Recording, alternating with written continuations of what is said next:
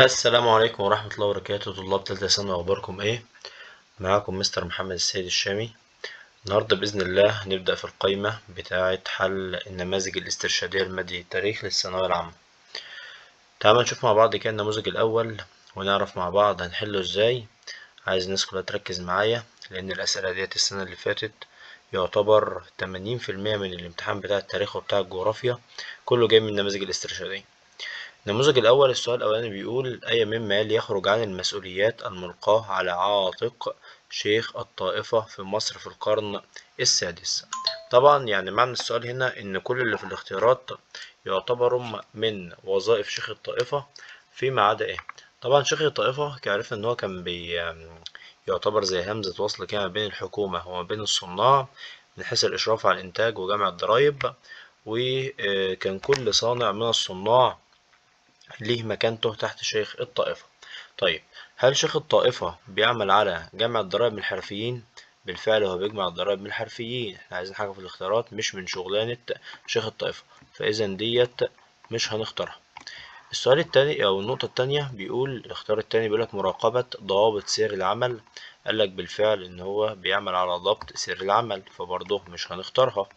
طيب، هل جيم تنظيم شؤون أعضاء الصنعة؟ وبالفعل كان بينظم أعضاء أو الشؤون بتاعت أعضاء الصنعة، يبقى إذا مش هنختارها.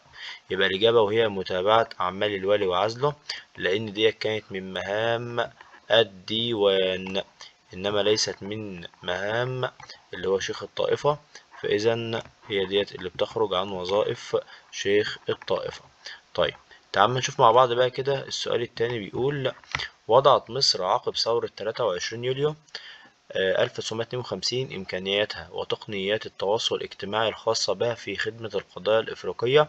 الدلائل الآتية تثبت ذلك.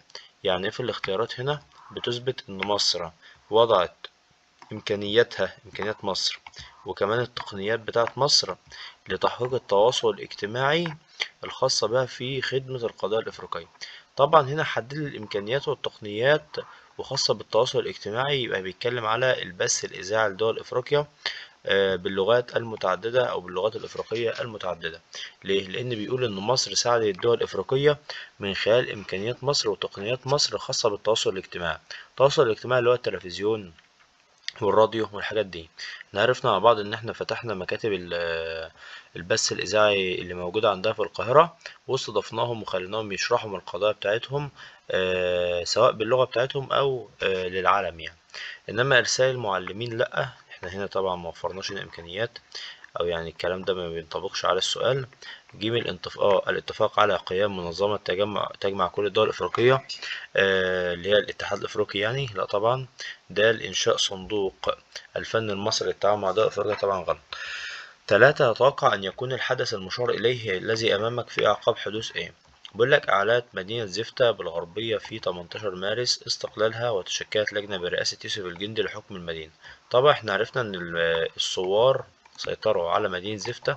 الكلام ده كان في ثورة 1919. 1919. طب فين في الاختيارات هنا لها علاقة بثورة 19؟ هل تهرب بريطانيا من تنفيذ مطالب حزب الوفد بتعديل تصريح 28 فبراير؟ يعني هل لما بريطانيا ما نفذتش المطالب بتاعة حزب الوفد وأصدرت تصريح 28 فبراير احنا سيطرنا على مدينة زفتة؟ لا، احنا سيطرنا على مدينة زفتة في قلب الثورة. طب هل امتناع قوى الشعب المصري عن التفاوض مع لجنة ملنر؟ يعني الشعب امتنع عن التفاوض مع لجنة ملنر فروحنا عملنا سيطرنا على مدينة زفتة؟ لا، ده لجنة ملنر دي بعد ما سمحوا لسعد زغلول إن هو يسافر. إن احنا بنتكلم على الثورة نفسها. يبقى اللي هي جيم إبعاد سعد زغلول خارج البلاد للمرة الأولى. الكلام ده لما نفوه لجزيرة اسمها جزيرة مالطا 1919. فبالتالي الشعب مسكتش وعمل ثورة 19. ومن ضمن أحداث الثورة بقى اللي هي المقولة اللي قدامنا ديت إن هم سيطروا على مدينة زفتة. تصريح صامويل هور ده كان 1934 أو 35 قبل معاهدة 36. سؤال رقم 4 بيقول: لا تأمنن عدو جاء مبتسما، فإنه في الذي يأتيه متهم، ولا يغرنك منه لين جانبا، فبقلبه نار الحقد تضطرم. أي من الأحداث الحملة الفرنسية يؤكد صدق بيت الشعر السابق. طبعا العبارة دي بتدل يعني إيه، اللي هو من قدامك حبيبك وإيه ومن وراك عدوك يعني، أو الكلام مخالف للحقيقة، أو الكلام اللي هو بيقوله مغير للواقع. طبعا الكلام ده بينطبق على ايه؟ طبعا الكلام اللي هنا بيسأل على الحملة الفرنسية، او البيت ده بيسأل عايز يربط البيت ده يعني بأحداث الحملة الفرنسية. طبعا ما يجيش في دماغي غير حاجة واحدة بس، وهي منشور نابليون لما وعد المصريين ان هو يعمل لهم حكم ذاتي، وكمان يعني قال لهم ان انا بحترم الدين الاسلامي وحاجات زي كده. فهو بيظهر لهم بان هو جاي مبتسم، وجاي عامل لهم او بيحترم الدين الاسلامي وبيحترم المصريين، وجاي عشان يحارب المماليك. ولكن طبعا الكلام ده كلته طبعا كان اي كلام يعني، لانه ظهر في ثورة القاهرة الاولى، وعرفنا ان هو ضرب الازهر الشريف بالمدافع وفرض ضرائب على المصريين. فكلامه كان مغير، او اللي عمله كان مغير لايه لكلامه يعني. فطبعا الاجابه بتنطبق على رقم 1 اللي هي توجيه المدافع على جامع الازهر الشريف، لانه في منشور نابليون زي ما قلت لك كان بيوعدهم ان هو بيحترم الدين الاسلامي، وكمان جاي يخلصهم من ظلم المماليك، وهيعمل لهم حكومه ذاتيه. وطبعا الكلام ده كله اتغير لما عملنا عليه ثورة، ضرب الأزهر الشريف بالمدافع. رقم 5 بيقول: جمال عبد الناصر في أعقاب 67: يجب أن نضع في حسباننا نقطتين أساسيتين، وهما الإعداد العسكري الجيد، وكمان قالك والصمود الاقتصادي. أي مما يلي يساهم في تحقيق النقطة الثانية. يعني في الاختيارات هنا ظهر فيها الصمود الاقتصادي بالنسبة لمصر، أو دعم اقتصادي بالنسبة لمصر، أو إن مصر اقتصادها إلى حد ما يعني ازدهر شوية. هل العمليات العسكرية الخاطفة شرق القناة؟ هنا طبعا بيتكلم على حرب الاستنزاف، فغلط لأن دي مفيهاش صمود اقتصادي. القرارات اللي اتخذت في قمة الخرطوم طبعا صح، هي ديت. ليه بقى؟ اللي هي طبعا كان من ضمن القرارات اللي اتخذت في قمة الخرطوم، وهي الجزئية بتاعت لابد من تحسين العلاقات ما بيننا وبين الدول العربية، خاصة الدول الغنية اللي هتساعد مصر بعد كده في حرب أكتوبر، اللي هي بمعنى أصح كده عندها إيه؟ عندها بترول يعني. إخفاق الجهود الدبلوماسية المصرية غلط، إصدار قرار مجلس الأمن غلط. 6 بيقول: لم يجد البقية منهم مخرجا سوى الاتجاه جنوبا. اللي باقي منهم ملقاش مخرج غير لما اتجه لفين؟ للجنوب. طبعا دماغي راحت لفين؟ للمماليك اللي فروا من مذبحة القلعة، لأن هما لما يعني اللي اتبقى منهم عرفنا إن هو راح بقيادة اللي هو واحد اسمه أمين بيك، اللي هو كان زعيم المماليك وفر للسودان، وإبراهيم بيك طبعا جري وراه. قال لك: فخشى محمد علي أن يتحالفوا مع ملك الأمهرة أو مع الإنجليز ضده. تشير العبارة السابقة إلى إيه؟ هل أحد البواعث التي دفعت محمد علي ضم السودان؟ طبعا هي دي الإجابة، لأن محمد علي سبب مجيئه للسودان إيه؟ قال لك اللي هو السيطرة على المماليك الفارين من مذبحة القلعة، أو إن هو يعني يقضي عليهم يعني. قضاء والي مصر على الحركة الوهابية، الكلام ده في شبه الجزيرة العربية غلط طبعا. رغبة محمد علي في تأمين منابع النيل، لا هو هنا بيقول اللي هم يعني في العبارة تلاقي لو خدت بالك تلاقي بيقول لك ايه، بيقول لك البقية منهم مخرجا سوى الاتجاه نحو الجنوب. منابع نهر النيل ده أصلا في المنابع الاستوائية مش في السودان. ده نتائج أول الحروب التي تم بإرادة محمد علي. أول حرب محمد علي خدها بإرادته كانت نتائج الحرب، لا هي كانت من أسباب الحرب مش من نتائج. هي طبعا أول حرب اللي محمد علي عملها بإرادته ماشي، اللي هي حرب السودان، ولكن مش النتائج أول حرب، لا ده هي سبب أول حرب مش نتيجة أول حرب. 7 بيقول: ولا شك أن النظارة التي أضر بها الاحتلال البريطاني أكثر من كل نظارة سواها هي القائمة على المعارف العمومية المصرية. تمثلت ظاهرة الإضرار المشار إليه. ولك ولا شك أن النظارة التي أضر بها الاحتلال الإنجليزي أكثر من كل نظارة سواها هي القائمة على المعارف العمومية المصرية. يعني بيتكلم على وزارة المعارف، وزارة المعارف اللي هو وزير التربية والتعليم.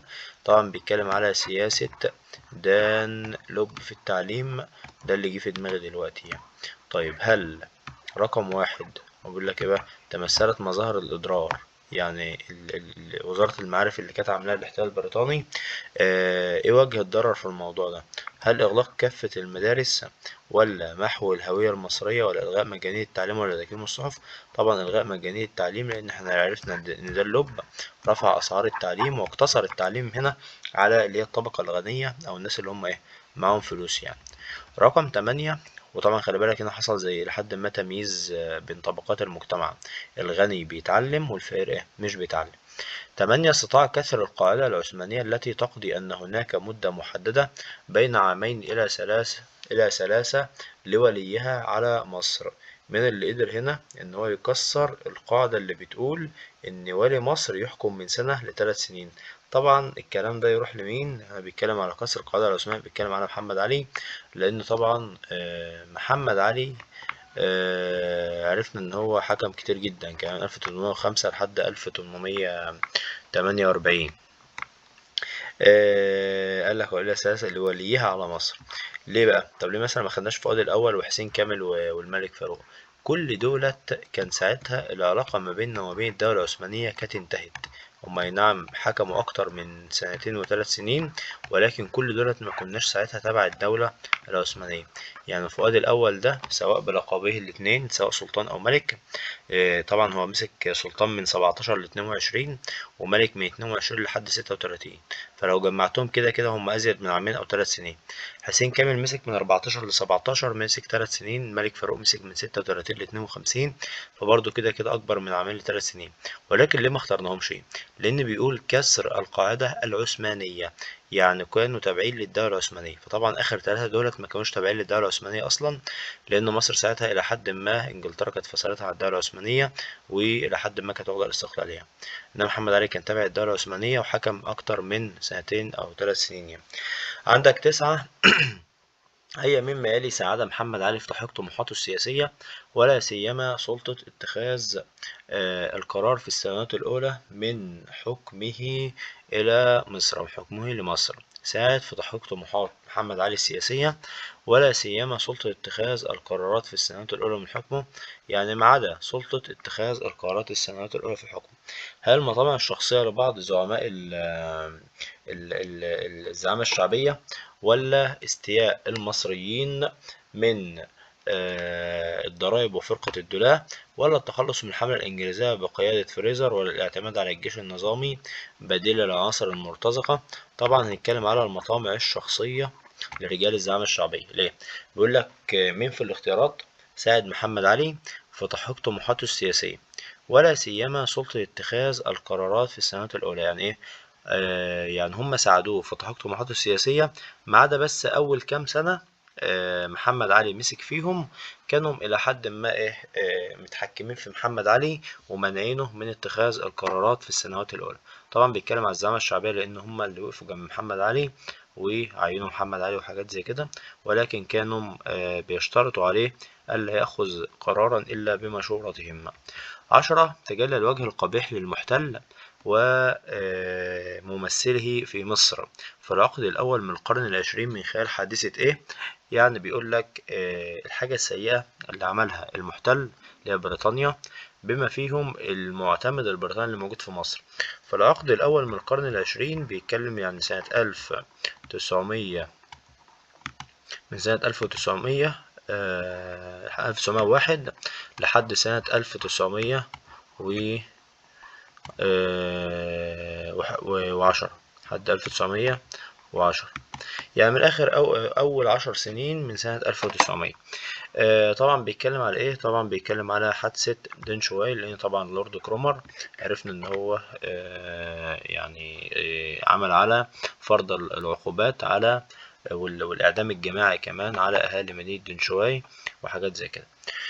11، تحطمت آمال بريطانيا في تغيير الوضع السياسي القائم بمصر سنة 1806 نتيجة لمجهودات مين؟ بيتكلم هنا على إيه؟ بيتكلم على تغيير الوضع السياسي القائم بمصر، يعني 1806، يعني بيتكلم على محمد علي محمد علي 1806، يبقى بيتكلم على الفرمان لما راحوا للسلطان العثماني وضغطوا عليه ان هم او ان السلطان العثماني يعزل محمد علي ويعين بقى سواء محمد بيك الألفي أو أي والي آخر، فأرسل السلطان العثماني أسطول بقيادة موسى باشا أو على رأسه موسى باشا علشان يتعين مكان محمد علي. ولكن طبعا اللي رفض الكلام ده وكان سبب في فشل بريطانيا إن هي تعزل محمد علي هم الزعامة الشعبية، سواء بقى من الفرمان أو حتى حملة فريزر، يعني هنا أو هنا الزعامة الشعبية وقفت جنب محمد علي. 12 يستدل من المطالب الفئوية للضباط المصريين 1881 على إيه؟ هل رغبة الضباط للترقي لأعلى المناصب، ولا امتزاج الحركة العسكرية المدنية، ولا حدوث انفراجة للأزمة الاقتصادية للبلاد، ولا سوء الأوضاع الاجتماعية للضباط؟ طبعا سوء الأوضاع الاجتماعية للضباط، لأن هم في المطالب الفئوية عرفنا إن هم طلبوا بدل تغذية، بدل ملابس، عدم استقطاع المرتبات في الأجازات، ندفع نص أجرة في السكة الحديد، حاجات كلها يعني بتدل على إن الضباط كان يعني إيه أوضاعهم الاجتماعية في أسوأ صورة يعني. 13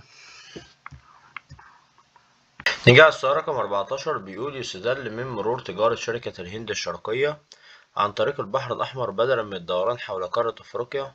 الكلام ده بيدل على إيه؟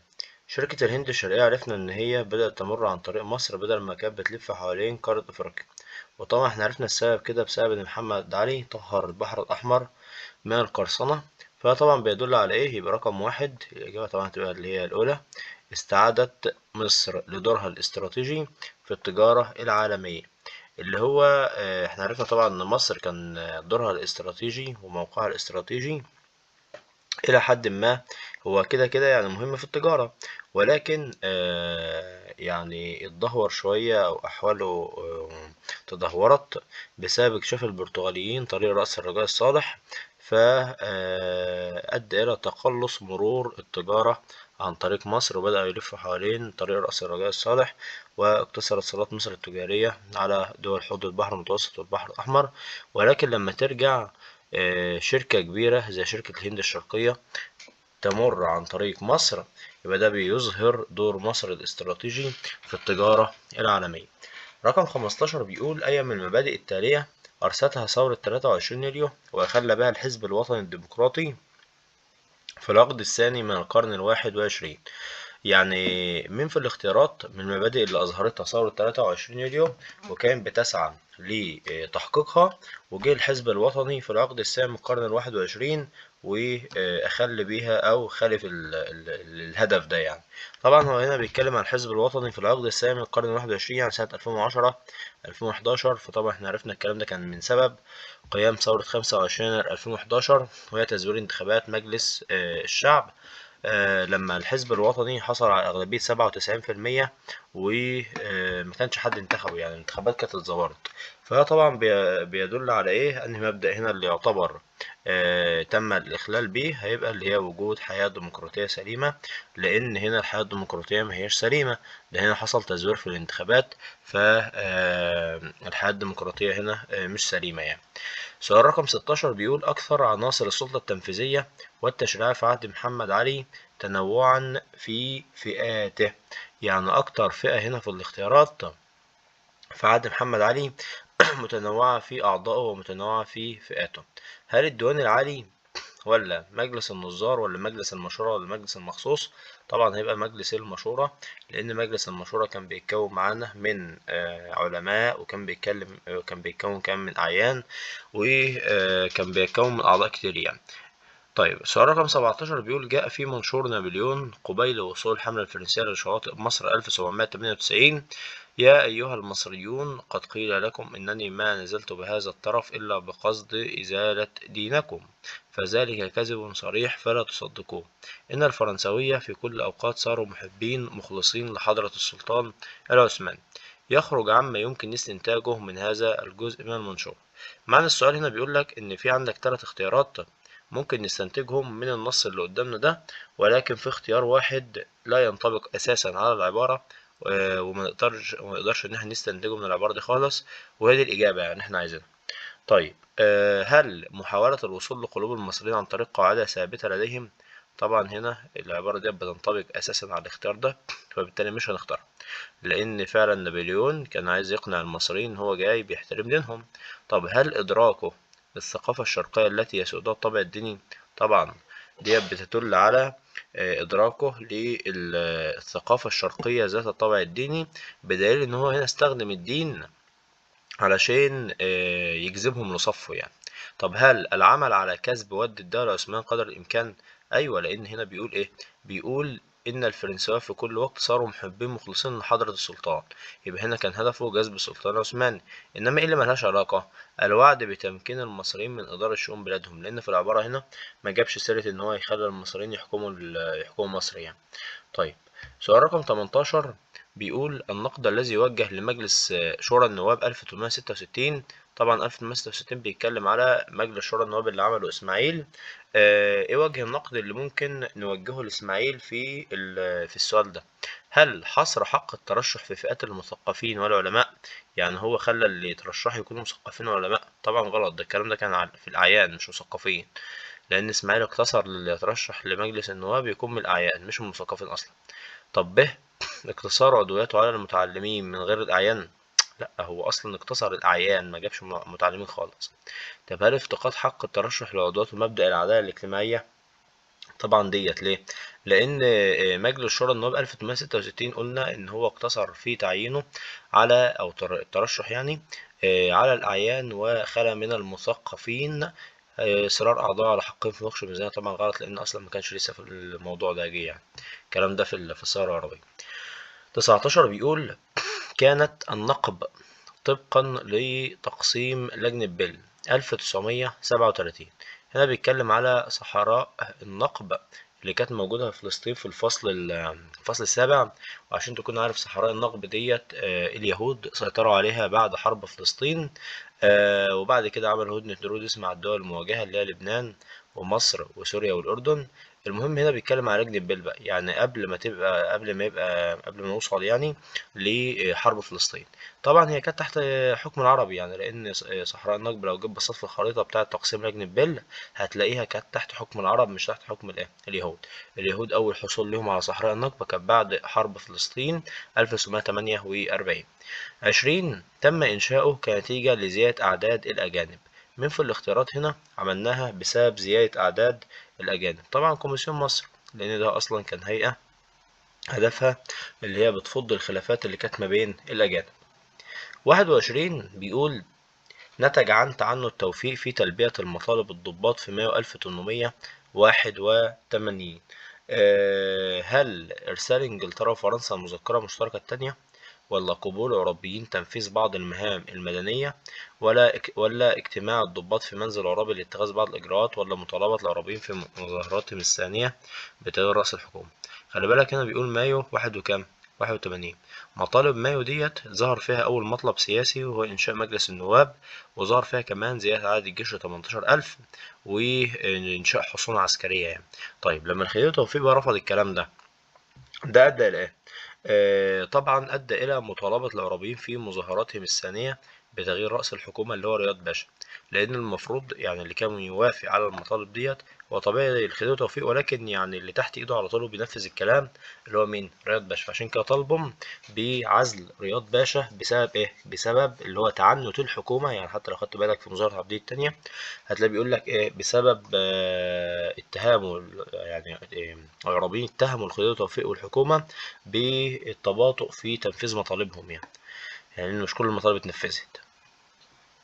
22 بيقول رأت إسرائيل أن أمنها القومي يرتكز على جملة من الركائز التي قد حققت لها عقب احتلالها الأراضي العربية 1967.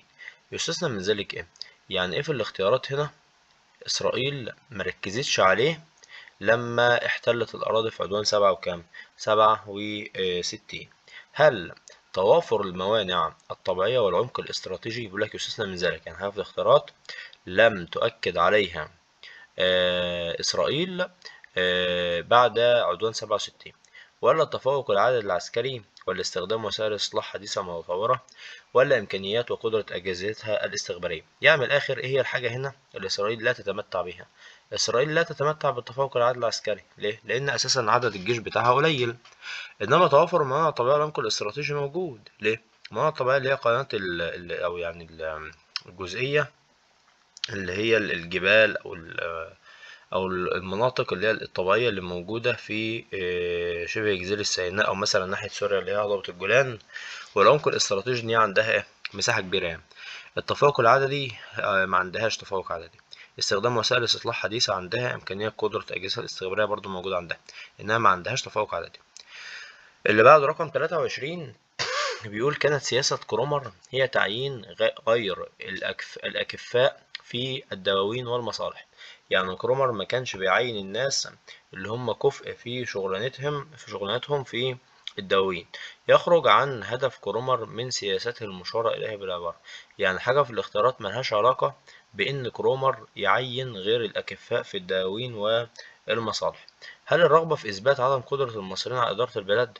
هو لما يجيب شخص غير كفء ويعينه في وظيفة يبقى بالفعل هدفه إثبات عدم قدرة المصريين، يبقى لها علاقة بالعبارة، يبقى أنا مش هختارها عشان عايز حاجة ملهاش علاقة بالعبارة. 2. محاولة جعل الموظفين أداة طيعة في يد المحتل. طبيعي لما يجيب شخص غير كفء ويعينه في الوظيفة، فبالتالي أصلا الموظف يعني ما هيصدق إن هو اتعين، فهيسمع كلام مين؟ المدير بتاعه. فبه تنفع في العبارة. العمل على تحجيم الحركة الوطنية والمطالبة بالاستقلال، ولا تعطيل سياسة النجلزة في الوظائف العامة. هو طبعا تعطيل سياسة النجلزة دي استحالة يعني يعني رياض باشا استحالة ان هو يعطل سياسة النجلزة في الوظائف العامة، فهي دي الإجابة. انما العمل على تحجيم الحركة الوطنية والمطالبة بالاستقلال طبعا، لان لو واخد بالك يعني طبعا افتكرت معايا في مرحلة الخمود كنا بنقول ان الخديوي توفيق، او في عهد الخديوي توفيق يعني اول 10 سنين من الاحتلال، في اللي هم تابعين للثورة العربية او اعضاء الثورة العربية، في منهم اللي اشتغل في الوظائف الخاصة بتاعته او اتشغل بالوظائف وهكذا، فبعد خالص عن الحركة الوطنية. 24 بيقول أي مما يلي هدف إلى الحفاظ على كيان الدولة المصرية والحيلولة دون وقوعها في معترك الصراع والفتن في العقد الثاني من القرن الواحد وعشرين. يعني ايه الكلام ده بقى؟ بيقول لك هدف، حاجة في الاختيارات، هدف إلى الحفاظ على كيان الدولة المصرية. ماشي، يبقى نحافظ على كيان مين؟ الدولة المصرية. والحيلولة دون الوقوع في معترك الصراع والفتن في العقد الثاني من القرن الواحد وعشرين. ده هنا بيتكلم معايا على الفصل الثامن اللي هي ثورة 25 يناير أو 30 يونيو. النقطة اللي احنا سمعناها في الحتة بتاعة المعترك الصراع والفتن والكلام ده، الكلام ده سمعناه لما طلع وزير الدفاع عبد الفتاح السيسي وقال إن المسؤولية تحتم على القوات المسلحة ضرورة التدخل لمنع انزلاق مصر في مرحلة من الفتن والصراعات. فطبعا ايه في الاختيارات هي لها علاقة بالكلام اللي انا قلته ده. هل قيام المعارضة المصرية باستقطاب الشباب؟ ده غلط لانها بيتكلم عن ثورة 25 يناير، انما احنا بنتكلم عن ثورة 30 يونيو. قيام الفريق عبد الفتاح السيسي باصدار بيان ايوه هي دي اللي هي عبد الفتاح السيسي لما اتكلم في البيان و يعني قال ضرورة وقوف القوات المسلحة في المشكلة ديت عشان يمنعها يعني. تصاعد الدعوات بسحب الثقة من مرسي غلط. اصدار رئيس مبارك غلط برضه لان بيتكلم عن 25 يناير، احنا عايزين ثورة 30 يونيو. 25 انتخب محمد فريد أو انتخب محمد فريد 1908 رئيسا للحزب الوطني في ظروف حالكة، حيث يعني بمعنى أصح محمد فريد مسك الحزب الوطني والظروف ما كانتش مساعدة محمد فريد. وطبعا أنا قلت الكلام ده قبل كده، الكلام ده كان بسبب إن عباس حلمي التاني بقى بيسمع كلام الإنجليز وخصوصا بعد تعيين جورست، وبدأ إن هو يتنكر للحركة الوطنية. طيب هل تضييق القسر والاحتلال خناق على الحركة الوطنية، ولا التمهيد لحدوث تقارب أنجلو فرنسي، ولا سوء العلاقة بين ممثل إنجلترا في مصر وخديوي، ولا مهادنة كل الشخصيات البارزة؟ طبعا هي ألف يعني اللي هي تضييق القسر والاحتلال خناق على الحركة الوطنية، لأن قلت لك تضييق القسر ديت اللي هو عباس حلمي التاني، والاحتلال اللي هي بريطانيا، ما احنا قلنا كده عباس حلمي التاني بقى تبع بريطانيا وبيسمع كلام بريطانيا، وكده كده بريطانيا موجودة يعني اللي هي ألف. إنما حدوث تقارب أنجلو فرنسي، التمهيد ده اللي هي في حادثة فاشودة يعني. وحادثة فاشودة أصلا كانت في عهد مصطفى كامل، مش في عهد محمد فريد أو مش في فترة محمد فريد يعني. سوء العلاقة بين الممثل الإنجليزي في مصر والخديوي، ده الكلام ده أول لما مسك خالص عباس حلمي التاني، والكلام ده برضو كان في فترة مصطفى كامل. مهادنة كل الشخصيات البارزة للاحتلال، يعني كل الشخص اللي كانت موجودة كانت بتسمع كلام بريطانيا لا، هو في شخصيات يعني كانت ضد الاحتلال زي مثلا جمال الدين الأفغاني والشيخ محمد عبده والناس دول كلهم.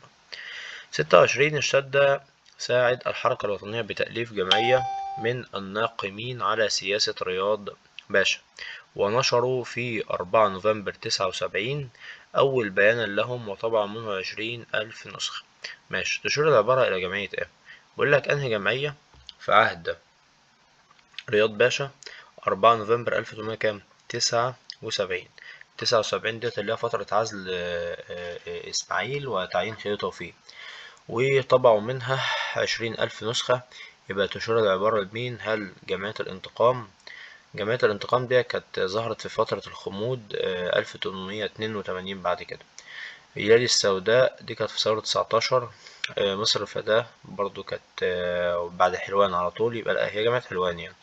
لأن لأنها كانت يعني متجمعة من الناقمين على سياسة رياض باشا. وطبعا احنا عرفنا ان رياض باشا نجح في القضاء على أعضائها ونفاهم يعني أو تخلص منهم.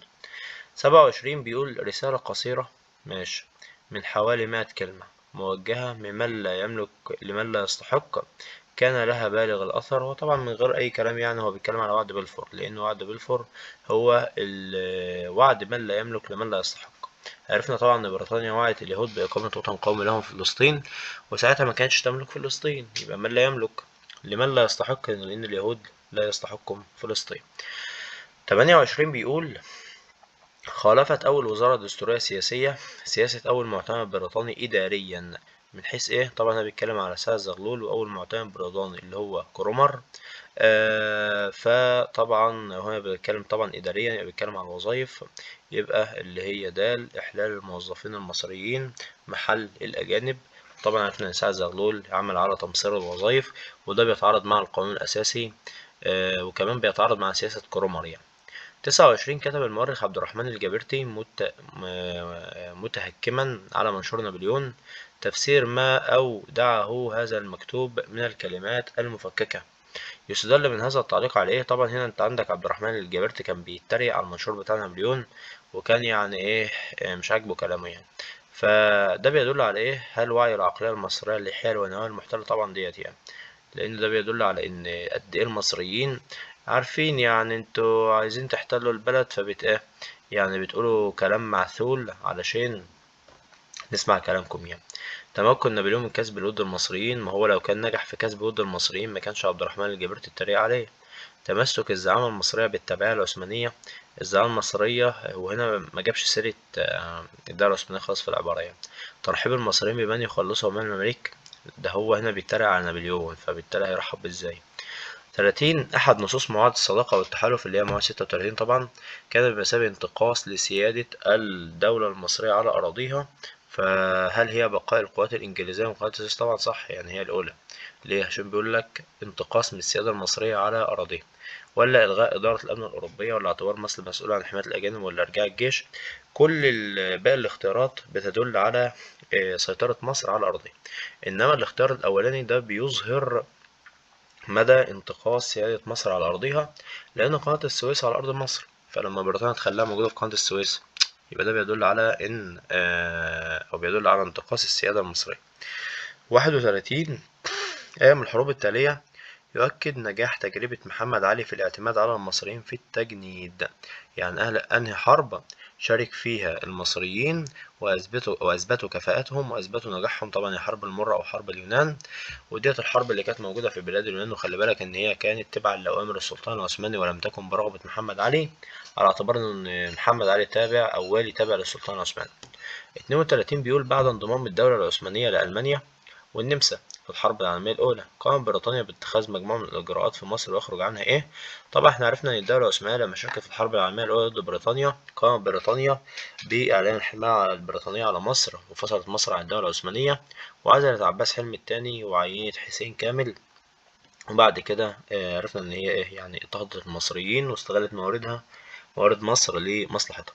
هل إنهاء السيادة العثمانية وإعلان الحماية البريطانية الكلام ده حصل؟ احنا عايزين حاجة يخرج عنها، يعني حاجة بريطانيا ما عملتهاش في بداية الحرب العالمية الأولى. خلع عباس حلمي التاني لسه قايلينها، إعلان الأحكام العرفية عملتها. إلغاء مجلس النواب واستبداله بمجال الثورية، الكلام ده ما حصلش، لأن الكلام ده يحصل 1800 أو هو حصل 1882 لما جيت احتلت مصر يعني، إنما احنا بنتكلم 1914.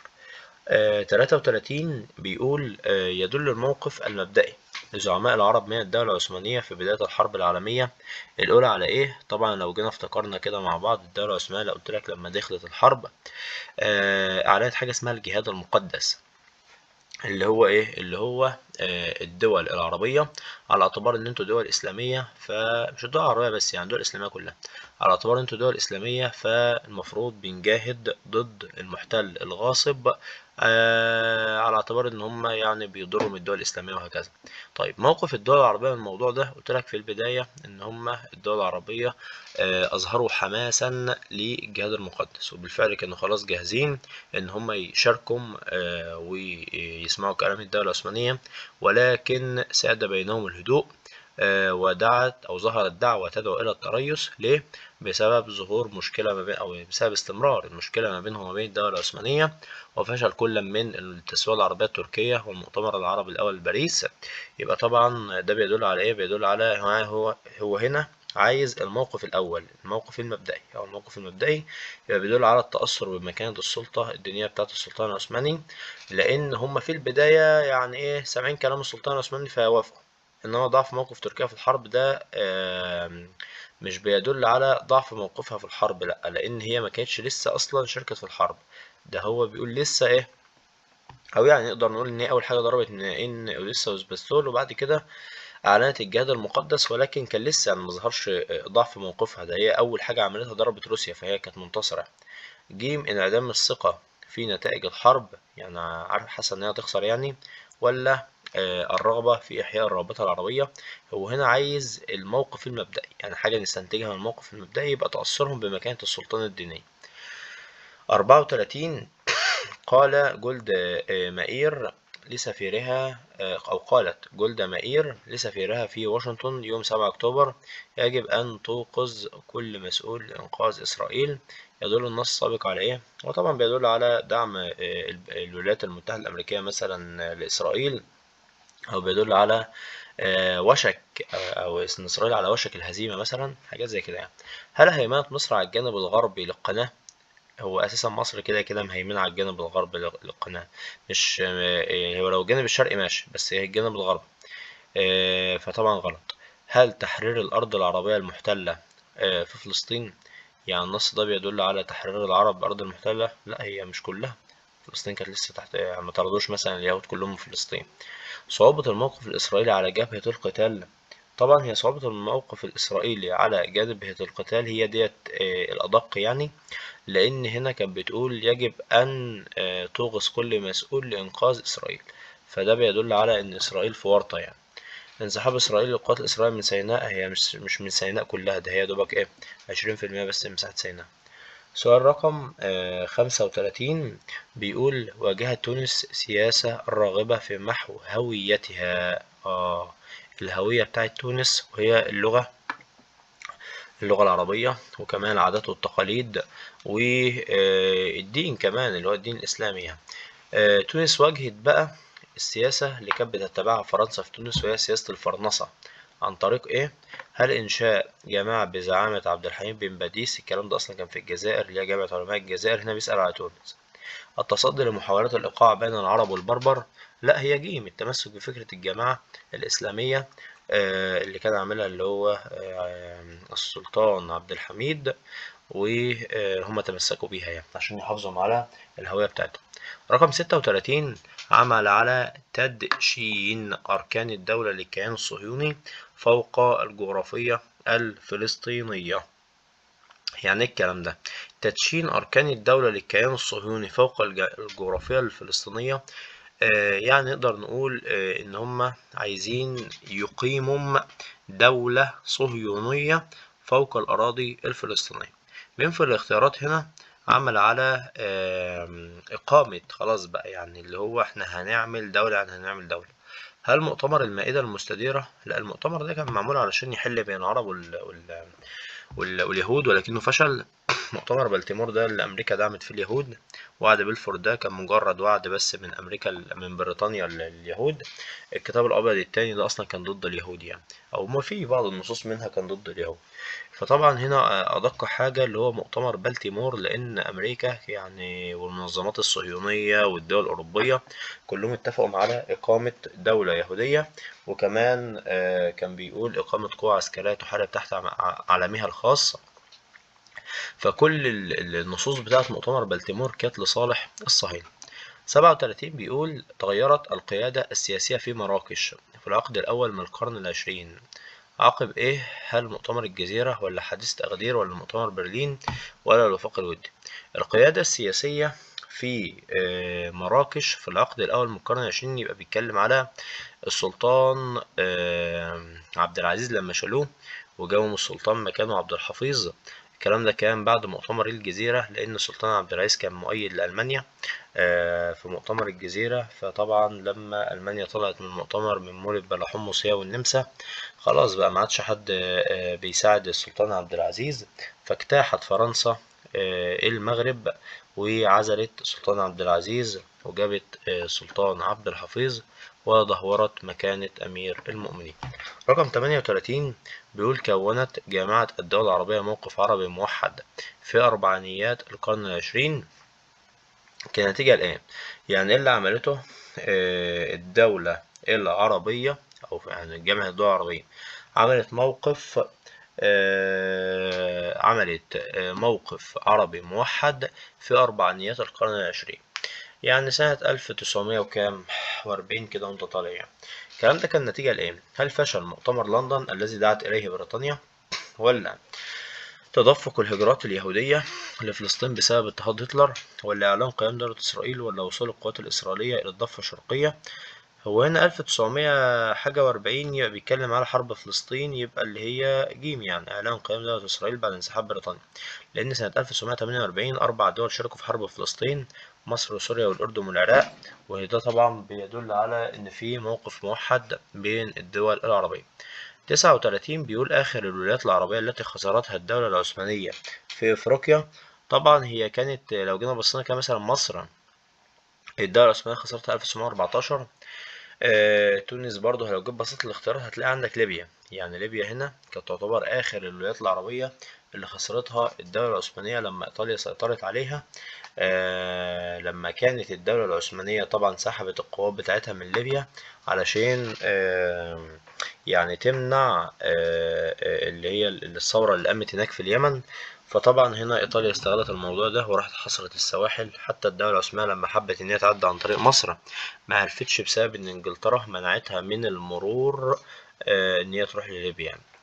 رقم 40 بيقول لك أصدرت بريطانيا منشور لأهل العراق 1917 إننا لن ندخل بلادكم أعداء فاتحين وإنما دخلناها محررين. يستدل من المنشور السابق على إيه؟ طبعا بيتكلم هنا على بريطانيا لما كانت داخلة العراق كانت بتقنع العراقيين إن هي جاية عشان تحررهم من الحكم العثماني، على اعتبار يعني إن العرب كانوا عايزين يحكموا نفسهم بنفسهم. فالمنشور السابق بيدل على إيه؟ بيدل على محاولة بريطانيا على التقرب من الشعب وخداعهم، بتحاول إن هي تخدع الشعب العراقي. الباقي طبعا ما ينفعش، يعني مجاملة بريطانيا الدولة العثمانية زي ما فعل نابليون، لا ده هي كانت جاية عشان تحارب الدولة العثمانية أصلا. تنفيذ معاهدة سايكس بيكو على أرض الواقع، لا هي ما كانتش لسه، يعني ما كانش لسه الكلام ده ظهر يعني. إعلان وضع العراق تحت الانتداب البريطاني. إعلان وضع العراق، لا الانتداب البريطاني لا ده لسه بعد مؤتمر سان ريمو. 41 رفض البرلمان الفرنسي مشروع 36 لوضع أسس متفق عليها مع سوريا على الرغم من أن اقتراب الحرب العالمية الثانية، واستمرت سياستها بناء على إيه؟ طبعا سياستها قائمة على صق الانتداب اللي هو قائم على إعلان مؤتمر سان ريمو أو قرارات مؤتمر سان ريمو. لو جينا افتكرنا الجزئية بتاعت معاهدة 36 ديت، قلت إن سوريا كانت تحت الانتداب الفرنسي، وكانت خلاص فرنسا ده على وشك دخول حرب عالمية تانية. فحكومة الانتداب اللي موجودة في سوريا رأت ضرورة توقيع معاهدة 36 مع السوريين، زي ما بريطانيا عملت معاهدة 36 مع مصر علشان تهدي السوريين شوية وما يعملوش ثورات، عشان لو قامت ثورة واحنا بنحارب يعني لا مننا هنعرف نركز في الثورة ولا نركز في الحرب، فبالتالي هنخسر الحرب. ده اللي حكومة الانتداب الفرنسي حاولت تشغل دماغها وتعمل كده يعني. فالمهم ردت عليها ورد عليها بعد كده البرلمان الفرنسي واعترض على الموضوع ده. وبالمعنى البلدي كده يعني البرلمان الفرنسي قال لحكومة الانتداب بتاعت فرنسا: واحنا مش محتاجين ان احنا نعمل مشروع مواد 36، لا احنا كده كده اصلا بنحكم سوريا بصق الانتداب، فمش محتاجين ان احنا ناخد اذنها في حاجة يعني. 42 أي من الآتي يشير إلى الفكرة التي أطلقها جمال الدين الأفغاني وتبناها السلطان عبد الحميد بهدف التصدي للقوى الاستعمارية؟ طبعا هي الجماعة الإسلامية، يعني مكتوب حتى بالنص في الكتاب يعني. 43 هدف البريطانيون من وراء إسناد عرش العراق لفيصل بن الحسين؟ هي كانت عايزة تضرب عصفورين بحجر. طب فين الكلام ده بقى؟ طبعا ضمان سيطرة الإنجليز على العراق، منها ما تزعلش الشريف حسين وفيصل ابنه، ومنها كمان عشان ترضي العراقيين على اعتبار ان هي جابت لهم شخص عربي بيحبوه هو اللي يحكم. ب غير كده كمان فيصل بن الحسين ده كان زي الخاتم في صباع بريطانيا كده، بيسمع كلام. رقم 44 القاسم المشترك في كفاح كل من الزعيم سعد زغلول والأمير خالد عبد القادر الجزائري. سعد زغلول والأمير خالد عبد القادر هما الاتنين عرضوا القضية على مؤتمر الصلح. يبقى الإجابة عندنا وهي محاولة الاستفادة من وعود ويلسون، وفي الآخر الاتنين مخدوش حاجة يعني. طيب تعالوا نشوف مع بعض آخر سؤالين في المقالي. بيقول: عانى الشعب المصري خلال الحرب العالمية الأولى من الاستغلال البريطاني، اثبت صدق العبارة. طبعا احنا عرفنا ان بريطانيا في الحرب العالمية الأولى عملت على استغلال موارد مصر لصالحها، لما صدرت المواشي والحبوب من الفلاحين بأبخس الأثمان، واستولت على الأقطان المصرية من كبار ملاك الأراضي الزراعية اللي هم الأعيان بأثمان منخفضة، ورفعت سعر الحبوب والمنسوجات والوقود وأجور المواصلات من غير ما يصاحب ذلك ارتفاع في الأجور. السؤال الأخير بيقول: برهن على صدق العبارة. كان للتقارب الإنجليزي الفرنسي 1904 نتائج عديدة على مصر. التقارب الإنجليزي الفرنسي اللي هو الوفاق الودي يعني، ده كان ليه نتائج على مصر إزاي؟ طبعا الكلام ده لما اطمأنت إنجلترا لعدم وجود معارضة دولية ليها، وجه كرومر بعد كده عمل على التضييق على الوطنيين وعاملهم بشدة وقسوة، واتهم كرومر المصريين بعدم مقدرتهم على الحكم الذاتي. وجه بعد كده لما حصلت حادثة دنشواي عرفنا إن هو فرض عليهم أحكام إعدام جماعية واستغل الموضوع لصالحه يعني، لحد ما جه بعد كده مصطفى كامل وندد بحادثة مين؟ بحادثة دنشواي. احنا كده خلصنا مع بعض النموذج الاسترشادي الأول. إن شاء الله تابعونا، وكل يوم هننزل باقي النماذج، أو يعني الفترة الجاية إن شاء الله في القائمة بتاعة التشغيل دي هننزل باقي النماذج، النموذج التاني التالت لحد إن شاء الله ما نبدأ امتحانات. يعني نصيحتي ليكم: ذاكروا، اعملوا اللي عليكم، خلاص ما عادش غير فترة قصيرة، استغلها الفترة ديت، هي الفترة الذهبية. حاول على قد ما تقدر انك انت تبذل مجهود وما تضيعش تعبك طول السنة، وما تنساش انك انت يعني تدعمنا بأي حاجة، بلايك، بكومنت، تشير الفيديو لزمايلك، بحيث الاستفادة تعم على الجميع. وشكرا ليكم. كان معاكم مستر محمد السيد الشامي، في رعاية الله، مع السلامة.